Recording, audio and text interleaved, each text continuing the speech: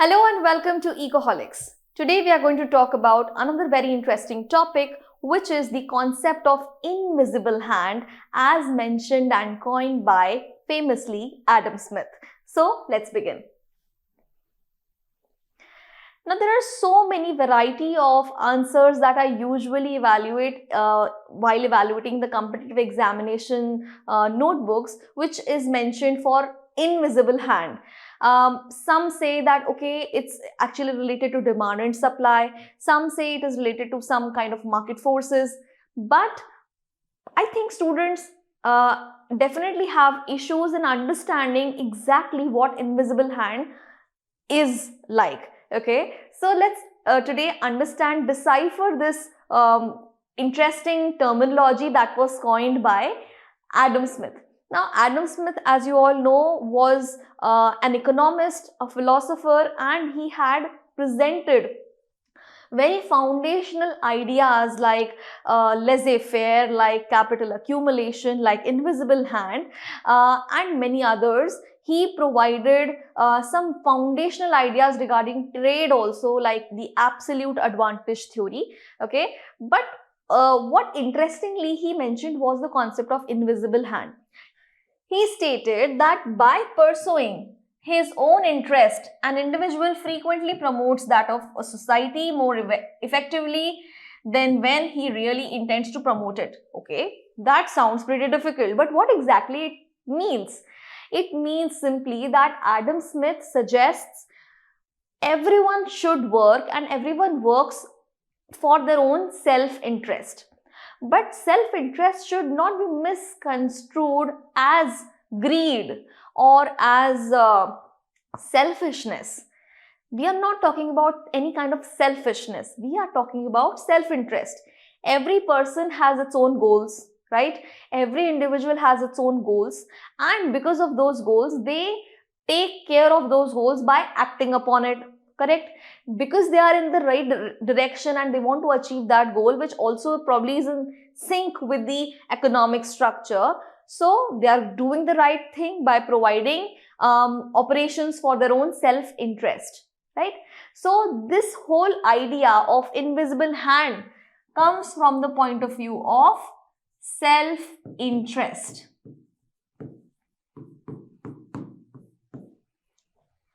Okay? Now,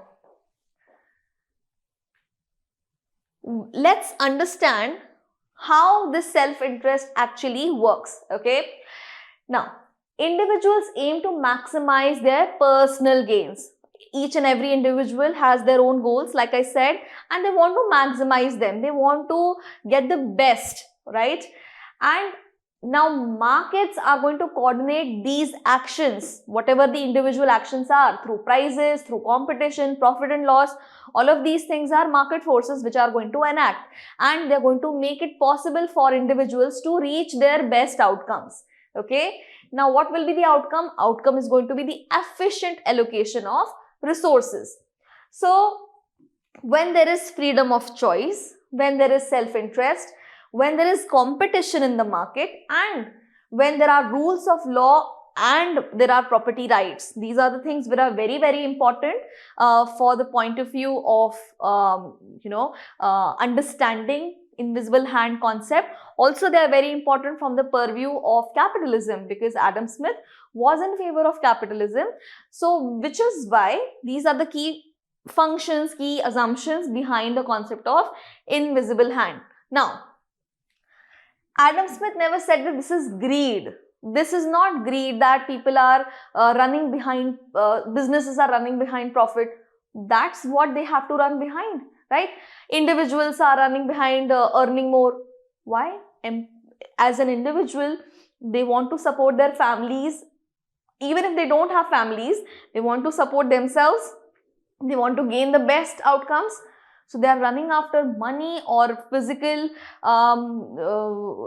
materialistic things. Yes, so that's good. So he says that, see, this is how economy runs. When people are going to be behind a goal, when they are going to set a goal and they are going to go behind it with self-interest, so that to maximize the output, that's how the economy is going to run. So He also says that there is the theory of moral sentiments, that humans have sympathy, that humans have ethics, humans know their boundaries, humans also have social responsibility. So it means that this invisible hand concept is not coming out of greed. The humans are well educated and they know what they're doing. They are not going to go out of line. They are not going to breach their boundaries of consciousness, right? With this assumption, he says that self-interest would definitely work for every economy to nurture it and to grow. Okay, the very classic examples that we usually narrate while talking about invisible hand is the baker, butcher, brewer. Whether this is just, there are three people doing three businesses, but it's not restricted to these businesses. I've just taken hypothetically the baker, brewer, butcher. Okay, now they are providing food. Each of them are providing some kind of food, beverage. Okay, and they are not doing any charity. It's business. Okay, nobody is going to give you a piece of cake and will say, okay, just take it because I feel that you're hungry. It would be only a family member or a friend who would do that, or probably you are in a birthday bash of someone. Okay, otherwise nobody is going to give you a free cake or free lunch or anything for free, right? So people are not doing business out of charity. Any business of the world is done so that their self-interest, their interest could be identified and could have the best outcomes. What is the business? What is the interest of the business? The interest of the business is to earn more profit through their actions. Okay, it is not through exploitative mindset, not through greed, but through actions. Okay, to earn income. Society still gets essential goods. Essential goods are not compromised. Essential goods are not going to be privatized and are not going to be taken away exploitatively by businesses. They are still going to be provided. Then farmers growing crops. The farmers who are growing crops are going to choose crops according to the market, according to the market price. Probably the farmers would say that, okay, probably soya bean in this field is not good. I should change it. Probably I would change it to something else which suits my area, my soil, my land, and the irrigation facility that I have. Why? Because the market price, the market structure, the kind of crop that is getting trending in the market, okay, all of those things of course are there in the farmer's mind also, and they're going to act upon it. Okay, prices of the crops are going to reflect the scarcity and demand, like any other price of goods which depend upon the scarcity and demand of the product, right? And the result is that the food supply will adjust automatically. Whatever is being produced will be supplied and it will be consumed. So the demand and supply, the market forces that exist in the economy, the price structure and the equilibrium quantity that exists in the economy actually gets automatically adjusted. The demand gets adjusted to supply. Why? Because the producer and the consumer both are acting upon their own self-interest. Okay. Smartphone market, let's say, companies are competing for profit. Each and every company produces new phones every month, every 2 months there is a new phone, a new upgrade, and they're competing against each other for capturing the market or capturing more profit.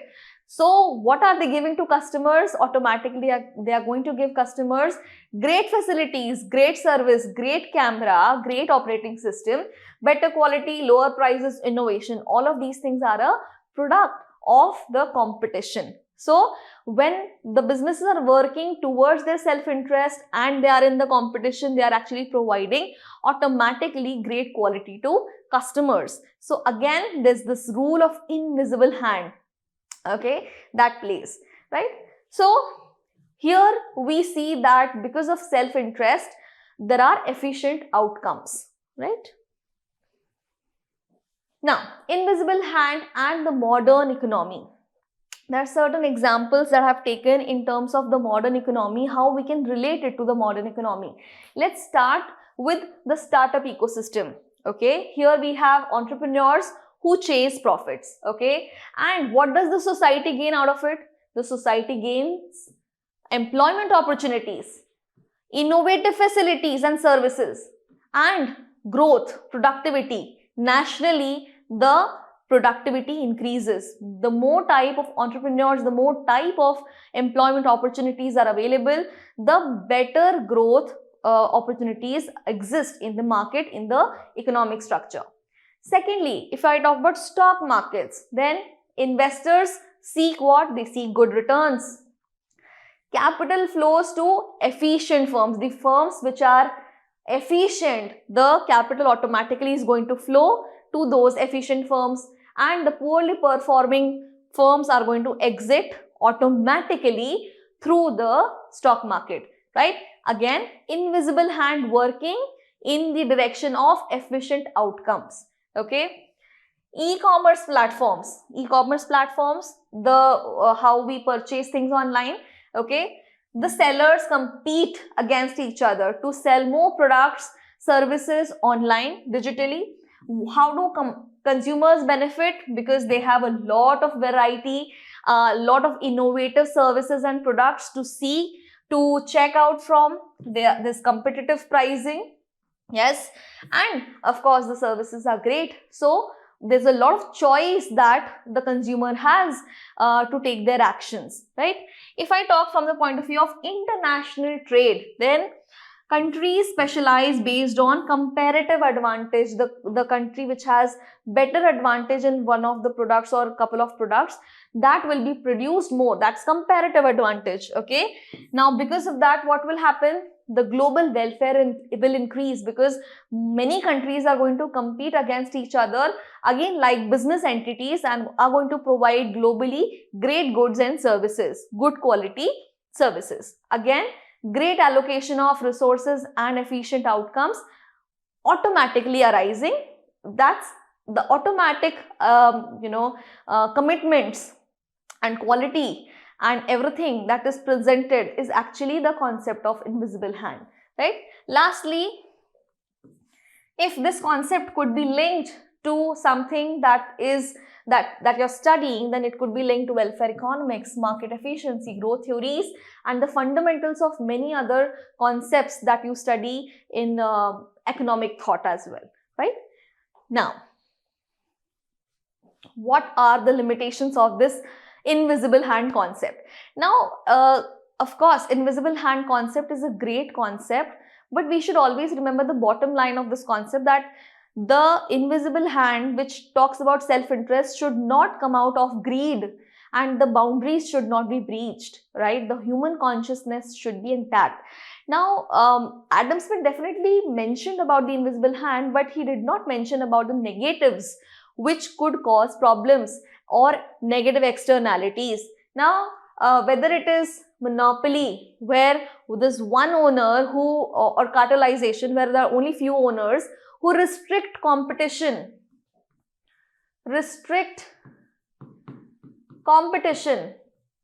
which means competition is restricted, means that inefficiencies will occur, because now the market structure is not exactly how we assumed it to be. Externalities like pollution, climate change, all of these are what? These are negative externalities which can bring harmful things also on the table, right? Public goods, free rider problem. We said that there's nothing like free lunch, but all the different types of public goods are actually for free, or there's only one-time payment that you have to do, or the payment is very minimal of what the government is actually bearing the cost of. So which means that the concept of the free rider problem exists, which brings inefficiencies in the outcome. And information asymmetry as well in terms of healthcare, education, insurance, because if there's no perfect information about all of these things, inefficient outcomes could arise. People could choose something which was actually bad for them.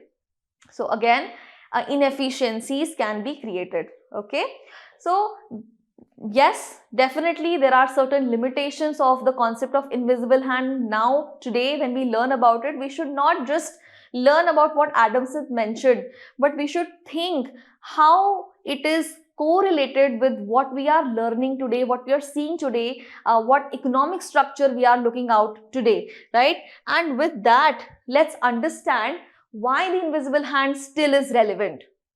Okay, the invisible hand concept did not disappear because you all know that capitalism stayed alive.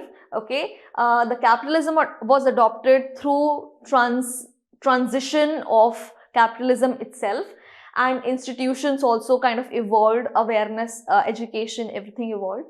Okay, and the markets also got regulated so that the market failure could be minimal. So because of that, invisible hand still could exist when there are regulated markets and still there is welfare. Competition is there, so healthy competition, welfare, no greed, no exploitative mindset. When all of these things, conditions will be there, today also you will see that there will be traces of invisible hand acting upon. Ultimately, whether we are talking about any economic theory and any economic structure, what we actually want to learn is how this theory will reach efficient outcomes. Every time, whatever we learn in economics, we want to learn how efficiency can be created through whatever scarce resources we have.